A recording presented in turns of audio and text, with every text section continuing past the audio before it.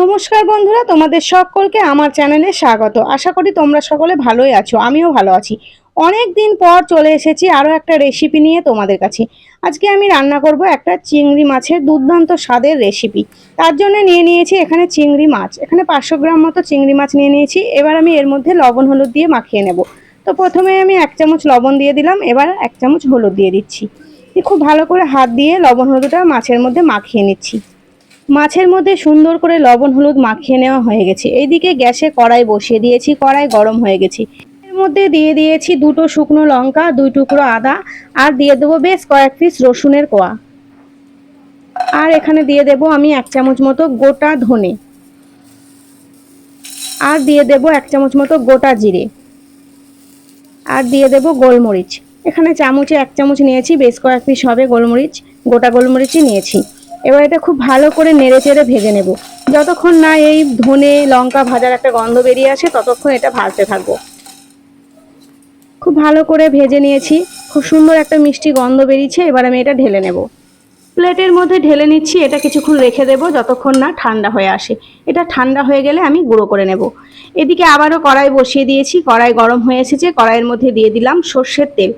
এখানে 2 থেকে 3 চামচ মতো সর্ষের তেল দিয়েছি। তেলটা খুব ভালো করে গরম করে নিয়েছি। এবার আমি তেলের মধ্যে দিয়ে দেব পেঁয়াজ। পেঁয়াজটা খুব সুন্দর করে কুচিয়ে নিয়েছি। এখানে আমি 2টো পেঁয়াজ নিয়েছি। পেঁয়াজটা আমি নেড়ে চেড়ে ভেজে নেব।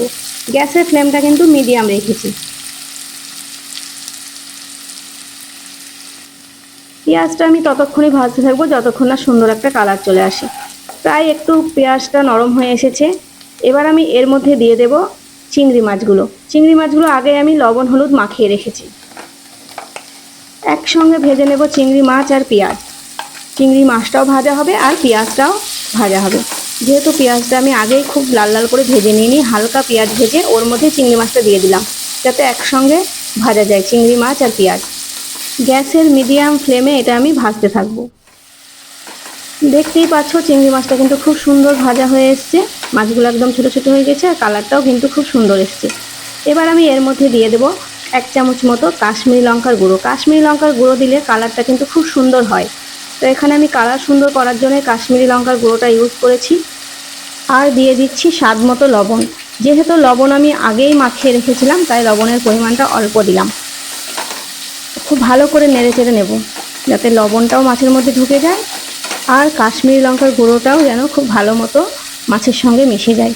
খুব সুন্দরভাবে মিশে গেছে, কালার চলে এসেছে দারুণ।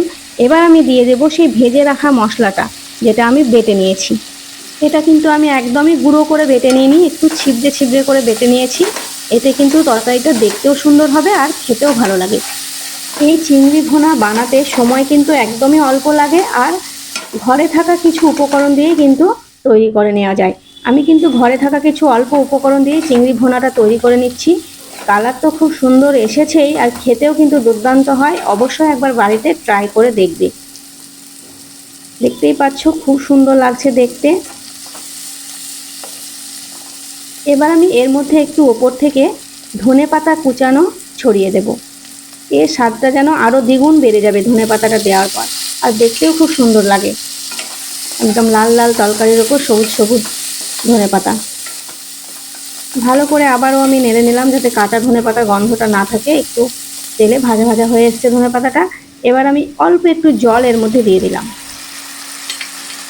জলটা নেড়ে চেড়ে আবারও আমি জলটা কিন্তু শুকনো করে নেব। তো বন্ধুরা, তোমরা কে কে চিংড়ি ভুনা এইভাবে তৈরি করেছো অবশ্যই কমেন্ট করে জানাবে। আমি কিন্তু এইভাবেই ঘরে থাকা অল্প কিছু উপকরণ দিয়েই চিংড়ি ভুনা তৈরি করি আর গরম গরম ধোয়া ওঠা ভাত অনায়াসেই খেয়ে ফেলি। দারুণ লাগে খেতে। তোমরা অবশ্যই একবার ট্রাই করে দেখবে। আর আমার এই ভিডিওটা তোমাদের কেমন লাগলো অবশ্যই আমাকে কমেন্ট করে জানাবে। পুরোপুরি রান্নাটা আমার কমপ্লিট হয়ে গেছে। এবার আমি নামিয়ে নেব।